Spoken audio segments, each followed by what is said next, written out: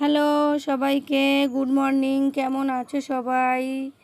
আশা করি সবাই অনেক বেশি ভালো আছো। তো আমি কেয়ারি মমের আরও একটি ব্লগ নিয়ে চলে এসেছি। আমি আফসানা। তো আমার মেহবুব এখানে ঘুমাচ্ছিল, আমি ওকে ডেকে তুলেছি ঘুম থেকে উঠে। দেখো সকালবেলা আজকে একটা কত সুন্দর হাসি দিয়েছে। তো আমি ওকে নিয়ে বাইরে চেয়ারে বসিয়ে একটু মুখ ধুয়ে আর ভাবছি ওকে আজকে একটু বাইরেতে দাঁড় করিয়ে দেবো। আমার মেহবুবকে আদর করলে ও অনেক বেশি খুশি হয়, আর এরকম বাচ্চারা একটু আদরের ভুকা হয়। তার কারণ ওরা তো সব সময় শুয়ে বসে থাকে, ওরা একটু অবহেলিত সবার কাছে, কিন্তু মায়ের কাছে না।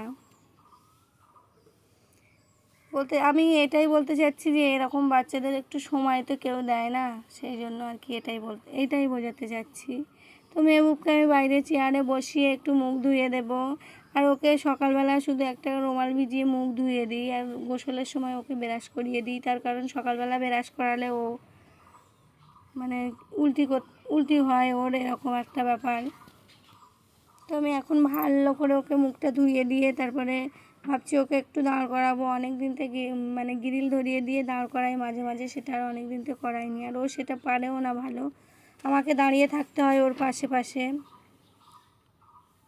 আর আমার মেহবুবের একটা পা একটু ছোট্ট আছে আর একটা একটু বড়, সেজন্য দাঁড়াতে অনেক বেশি অসুবিধা হয়।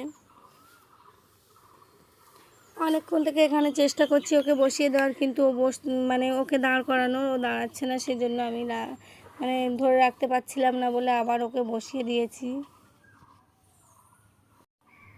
তো দেখো আমি এখানে একটা ছোট্ট চুলোতে একটু চা বানিয়ে নিচ্ছি, আর আমার গ্যাস নেই। তো তোমাদের আগের বলেছি, আর আমার গ্যাসটা এখনও ভরা হয়নি। তো আমি এখানে চা বানিয়ে নেব। তো একটু সময় লাগছে, তার কারণ ছোট্ট চুলো, ছোট ছোট করে পাকাঠি ভেঙে ভেঙে দিচ্ছি চুলোর ভিতরে। আর ভালো লাগছে, আমার সৌদিয়া তো অনেক বেশি খুশি হচ্ছে আমার চা বানানো দেখে। ও আমার পাশে বসে বসে দেখছে আর বলছে, আম্মু আমি একটু পাখাটি দেবো ওর ভিতরে। আমি ওকে দিতে দিচ্ছে না, তার কারণ যদি হাতে গরম লেগে যায়, সেজন্য। তো আমার চাটা পুরো হয়ে এসছে। তো তোমাদের দাদাভাই তো আজকে বাড়িতে নেই, আমি আর সৌদিয়া আর মেহবুব চা খেয়ে নেব। তোমাদের দাদাভাই দেরি হয়ে গিয়েছে বলে একটু বেরিয়ে গিয়েছে ডিউটিতে।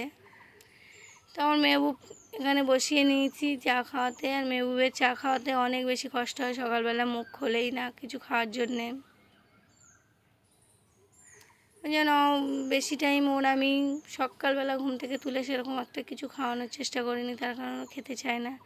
আর তোমাদের দাদাভাই কালকে বাজার নিয়ে এসেছিলো, সেটাকে আমি আর তোলা হয়নি, আমি সময় পাইনি, সেই জন্য আজকে এখন চা খাওয়ার পরে বাজারটাকে তুলে নিচ্ছি।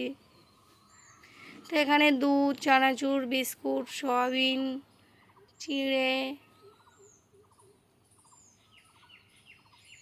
অনেক কিছুই এনেছিল। আর ওইটা তরকারিতে দিয়ে বড়ি দিয়ে যেটা রান্না হয়, সেই বড়ি নিয়ে এসছে, সাবান, চিনি, যেগুলো প্রয়োজনীয় জিনিস অনেক কিছুই এনেছে। তো আমি এগুলো বার করে নিচ্ছি, আর এগুলো কৌটোতে কৌটোতে তুলে নেব।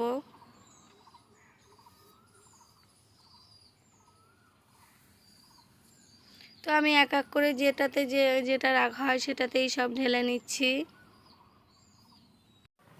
তো এখানে সবগুলো কৌটোতে কৌটোতে তুলে নেব। আর আমি আর আমার সৌদিয়া এক জায়গায় যাব, একটা অনুষ্ঠানে যাব।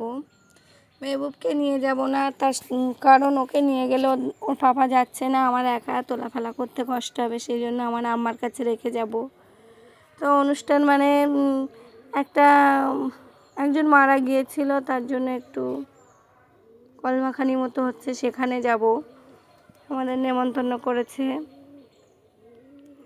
তো আজকে বেশি সব ঘরের কিছু দেখাতে পারবো না, আমরা ওখানে যাব মেহবুবকে রেখে। আমি সেগুলো কি করছি, কোথায় যাচ্ছি, সব তোমাদের সঙ্গে আজকে শেয়ার করব।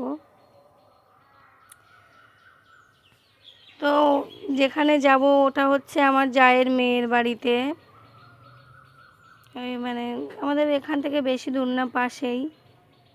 এখান থেকে সবাই একটু গাড়ি করে যাব। তো আমাদের লিচু গাছ থেকে আজকে সব লিচু পেড়ে নিচ্ছে আমার শ্বশুর, সব আত্মীয়র বাড়িতে বাড়িতে পাঠিয়ে দেবে, সেজন্য। তো এখানে আমি আমের আচার করব বলে কাঁচা আমগুলো সব আমার আটি হয়ে গেছে ওর ভিতরে। তো আমার আম্মার কাছে কাটতে পাঠিয়েছিলাম, সেগুলো আমার ভাবি দিতে এসছে, আর একেবারে একটু নুন হলুদও মাখিয়ে দিচ্ছে। এগুলো এক এক করে ছাদে একটা কিছু বিছিয়ে তার উপরে মেলে দেব, আর দুদিন মেলবে এই আমগুলো। ভালো করে আচার বানিয়ে নেব, আর যখন আচার বানাবো তোমাদের সঙ্গে শেয়ার করব বন্ধুরা।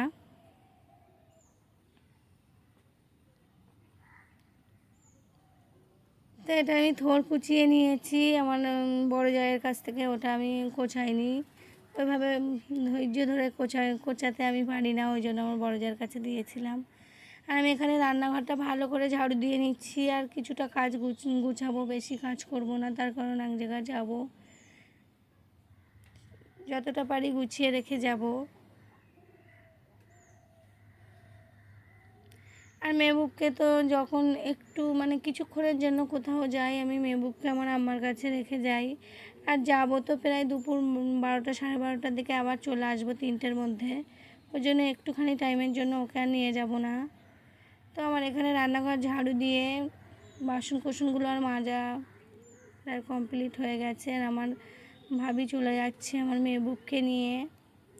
মেহবুবের সামনে যাওয়ার কথা কোনো কিছুই আলোচনা করি না, তার কারণ ও জানলে ও একটু করবে।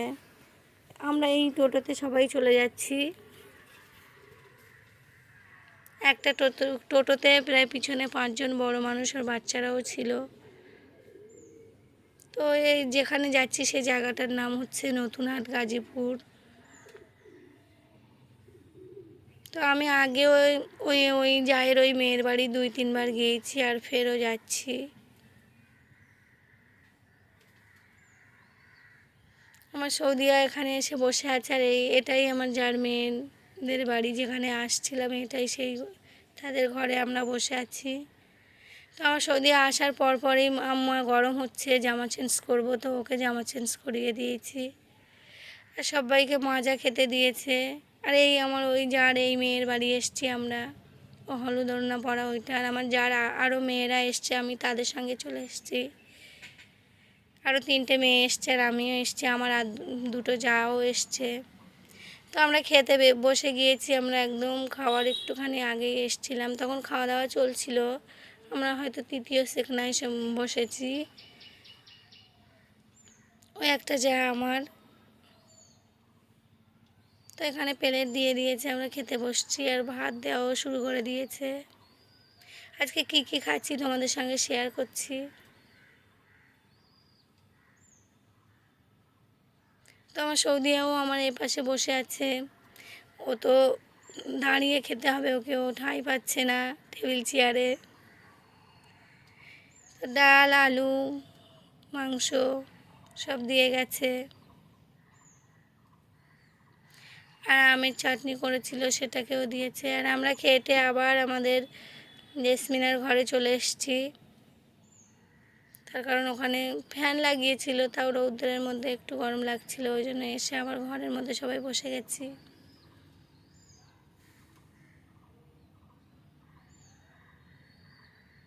তো এটা আমাদের জেসমিনার ঘর। তো আমরা কিছুক্ষণ ওয়েট করে বেরিয়ে পড়েছিলাম, আর একটু তাড়াহুড়ো করে বাড়ি যাচ্ছি, তার কারণ বাড়িতে মেহবুব আছে, আর আমরা আমার একটু লাউহাটি যেতে হবে, একটা দরকার আছে আমার দিদির বাড়ি। তো আজকের ভিডিও এখানেই শেষ করছি। আমার ভিডিও ভালো লাগলে লাইক, কমেন্ট, শেয়ার এবং সাবস্ক্রাইব করবে।